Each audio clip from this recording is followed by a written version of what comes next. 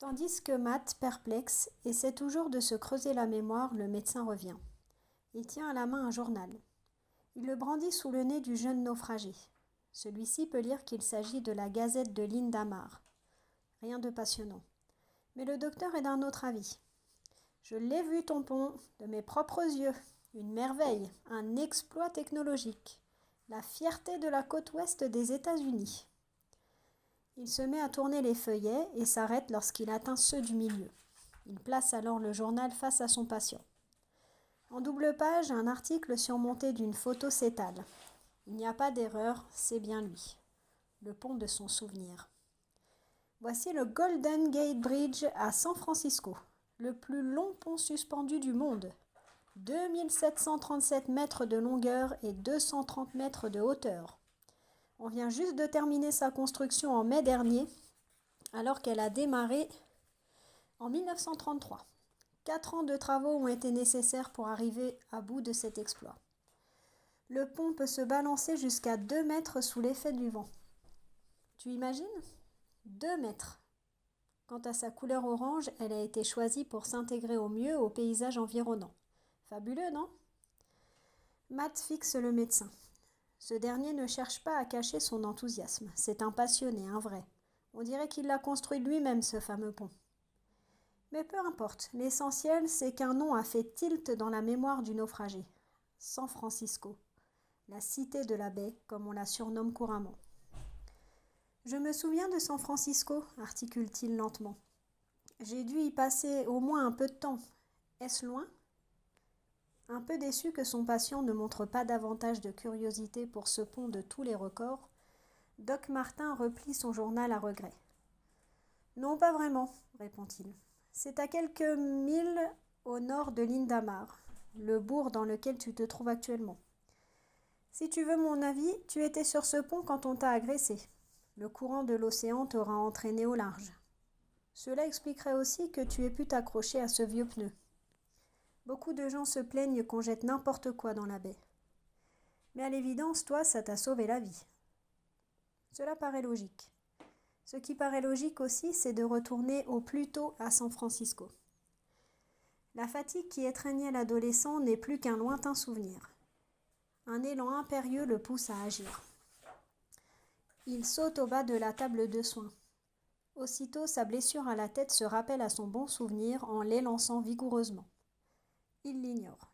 « Je devais avoir des vêtements, non ? Pouvez-vous me les rendre, s'il vous plaît ? » ?»« Tes vêtements ? Et pourquoi donc ? Tu dois te reposer. »« Je ne peux pas, je n'ai pas le temps. Je dois y retourner. »« Retourner là où on t'a tiré dessus ? Tu plaisantes ? Tu n'as qu'une quinzaine d'années, 16 tout au plus. C'est bien trop dangereux.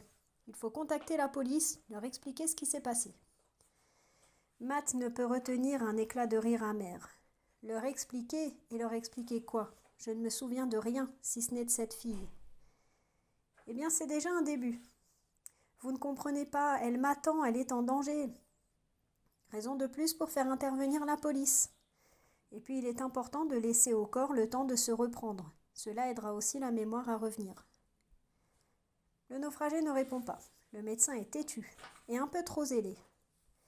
Avec une conscience professionnelle excessivement aiguë. Instinctivement, Matt sait avec certitude qu'il ne sert à rien de braquer ce genre de personne. Alors il décide de taire le sentiment d'urgence qui l'habite. Cette nécessité impérative de retrouver la fille aux longs cheveux. Car c'est vital. Il le sent, il le sait. Doc Martin se rend compte qu'il exige un gros sacrifice de la part de son patient. C'est pourquoi il ajoute plus doucement. De toute façon, ton pantalon et ta chemise sont inutilisables après leur séjour en mer. Avec un sourire qui se veut enjoué, il enchaîne en lui posant une main sur l'épaule.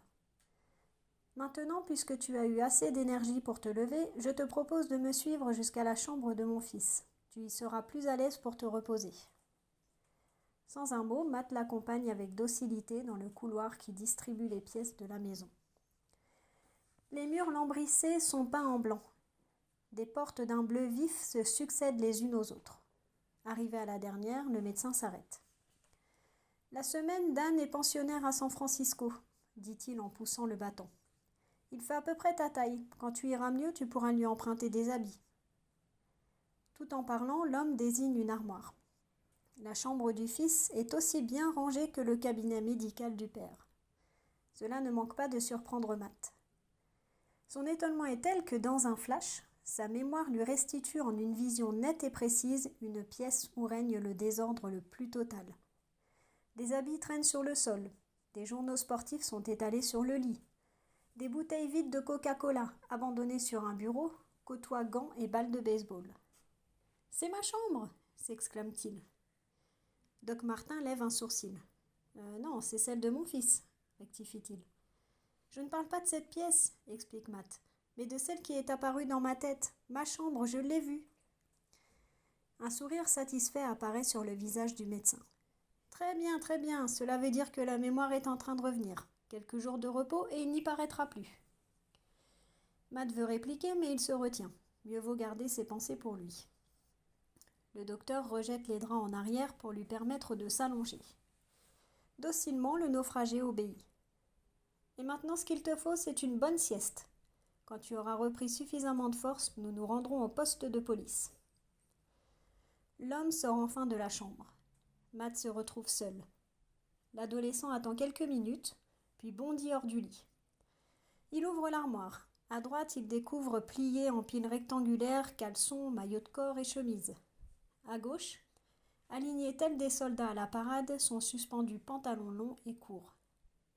Il s'empare du strict nécessaire pour se vêtir. Dans un tiroir, il découvre les paires de chaussettes et, ô miracle, un portefeuille en cuir bien garni en billets d'$1. Il hésite un instant. Il a oublié pas mal de choses, mais pas que l'argent est essentiel pour voyager. Sa conscience s'indigne farouchement à l'idée même d'une action qu'elle juge impardonnable.